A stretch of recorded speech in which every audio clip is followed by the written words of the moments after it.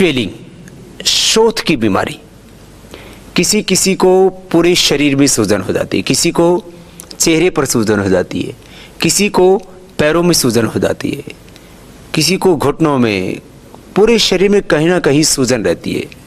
सूजन के 2-3 बड़े कारण हैं। एक, शरीर में कहीं पर भी सूजन हो रही है तो ये इंडिकेशन है, संकेत है कि आपके शरीर में अंदर कहीं ना कहीं कोई इन्फेक्शन हो रहा है। तो पूरे शरीर में कहीं पर भी यदि इन्फेक्शन होगा तो वहां स्वेलिंग होगी। फेफड़े में इन्फेक्शन होगा तो फेफड़े में स्वेलिंग हो जाएगी। नस नाड़ियों में कहीं पर अंदर कुछ गड़बड़ चल रही है तो वहाँ स्वेलिंग हो जाएगी। घुटने में कहीं गड़बड़ हो रही है तो वहाँ स्वेलिंग हो जाएगी। हड्डियों में कहीं गड़बड़ चल रही है, मांसपेशियों में कहीं गड़बड़ चल रही है तो वहाँ स्वेलिंग हो जाएगी। पैरों में यदि स्वेलिंग हो रही है तो उसके का एक बड़ा कारण है कि आपकी कहीं किडनी कमज़ोर पड़ गई है। किडनी गड़बड़ होने से पैरों में अक्सर स्वेलिंग हो जाती है। और थायराइड के कारण से भी स्वेलिंग आ जाती है। तो थायराइड एक बड़ा कारण है स्वेलिंग के लिए। लीवर और किडनी कमज़ोर होना ये एक बड़ा कारण है स्वेलिंग के लिए। और बॉडी में कहीं पर भी इन्फेक्शन होता है तो उससे स्वेलिंग होती है। तो सबसे पहले आप अपने इम्यून सिस्टम को अच्छा कीजिए। कपालभाति प्राणायाम करने से लीवर, किडनी और थायराइड एक साथ अच्छे हो जाते हैं। कपालभाति और अनुलोम विलोम प्राणायाम जो करते हैं उनको किसी भी तरह की शरीर में सूजन नहीं होती है, उनको स्वेलिंग की प्रॉब्लम नहीं होती। इसलिए कपालभाति 10-15 मिनट रोज कीजिए। अनुलोम विलोम प्राणायाम कीजिए, इससे आप सभी तरह की स्वेलिंग से बचेंगे। स्वेलिंग का एक सामान्य कारण होता है वाटर रिटेंशन, शरीर में पानी ज़्यादा रुक जाता है। उसका भी कारण किडनी होती है। किडनी ठीक रहेगी तो पानी आपके शरीर में ज़्यादा नहीं रुकेगा। और उस वाटर रिटेंशन के लिए ज़रूरी होता है कि आप फिर ऐसी चीज़ों का सेवन करें जिससे कि शरीर का पानी निकलता है। एक तो नमक ना खाएं, थोड़े दिन के लिए नमक बंद कर दीजिए, उससे आपकी किडनी भी अच्छी होगी, लीवर भी अच्छा होगा और थायराइड के लिए भी लाभप्रद होता है।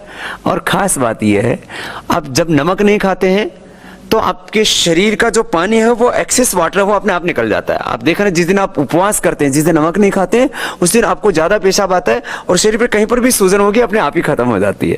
तो जिनको स्वेलिंग है वो नमक के सेवन से बचें और कुछ दिन नमक बंद कर दीजिए, ज़्यादा स्वेलिंग रहती है आपको। तो फिर जो है जो मूत्रल चीज़ें हैं उनका सेवन करें, जैसे जौ का आटा, तो आप जौ का दलिया बना करके खाएं, जौ की रोटी बना करके खाएं, किसी भी रूप में आप जौ की धानी बना करके खाते हैं तो जौ का सेवन आप करते हैं तो उससे जो है आपकी स्वेलिंग कम हो जाती है।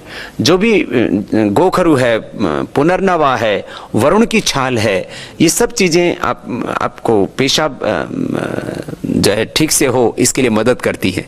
तो गोखरू का पानी आप पीते हैं उससे आपकी स्वेलिंग दूर हो जाती है। पुनर्नवा का क्वाथ बना करके पीते हैं उससे आपकी स्वेलिंग दूर हो जाती है।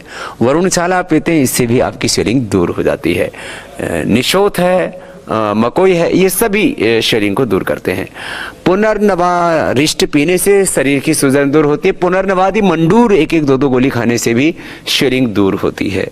और सर्वकल्प क्वाथ, वृक्कदोषर क्वाथ, लीवर और किडनी की प्रॉब्लम के कारण से आपके शरीर में स्वेलिंग है तो सर्वकल्प क्वाथ और वृक्कदोषर क्वाथ 1-1 चम्मच इसको काढ़ा बना करके पी लीजिए तो आपकी स्वेलिंग दूर हो जाएगी। यदि किडनी की प्रॉब्लम के कारण से आपके शरीर में सूजन है तो फिर किडनी का पूरा इलाज लीजिए। छोटी अंगुली के टॉप पर दबाइए और हथेली के बीच में दबाइए। हथेली के बीच में और छोटी अंगुली के टॉप पर दबाते हैं तो इससे आपकी किडनी अच्छी हो जाती है। और किडनी को ठीक करने के लिए फिर आप सुबह नीम के पत्तों का रस, शाम को पीपल के पत्तों का रस, फिर वृक्कदोषर क्वाथ, वृक्कदोषर वटी, फिर गोक्षरादि गुगुल, चंद्र प्रभावटी, पुनर्नवादी मंडोर, इस तरह से आयुर्वेदिक उपचार भी करते हैं तो निश्चित रूप से आप स्वेलिंग से, सूजन से मुक्त हो जाते हैं। आज बाबा जी ने स्वास्थ्य से संबंधित बहुत ही शिक्षाप्रद जानकारी दी है। आशा करता हूं कि यह स्वास्थ्य से संबंधित शिक्षाप्रद जानकारी आप लोगों को अवश्य पसंद आई होगी। तो दोस्तों, अगर यह शिक्षाप्रद वीडियो आप लोगों को पसंद आया हो तो इस वीडियो को लाइक करें और अधिक से अधिक लोगों को शेयर भी करें, जिससे और भी लोग यह शिक्षाप्रद स्वास्थ्य संबंधी जानकारी का लाभ उठा सके। और दोस्तों, अगर आपने हमारे चैनल को अभी तक सब्सक्राइब नहीं किया है तो तुरंत हमारे चैनल को सब्सक्राइब भी कर लें, जिससे आप लोगों को नोटिफिकेशन के माध्यम से बाबा जी के यह शिक्षाप्रद वीडियो तुरंत प्राप्त हो सकें, जिससे आप लोग इसी तरह स्वास्थ्य संबंधी शिक्षाप्रद जानकारियों का लाभ उठाते रहें। तो दोस्तों, कल फिर किसी स्वास्थ्य संबंधी शिक्षाप्रद वीडियो के साथ आप लोगों के समक्ष फिर से प्रस्तुत होंगे। तब तक के लिए नमस्कार।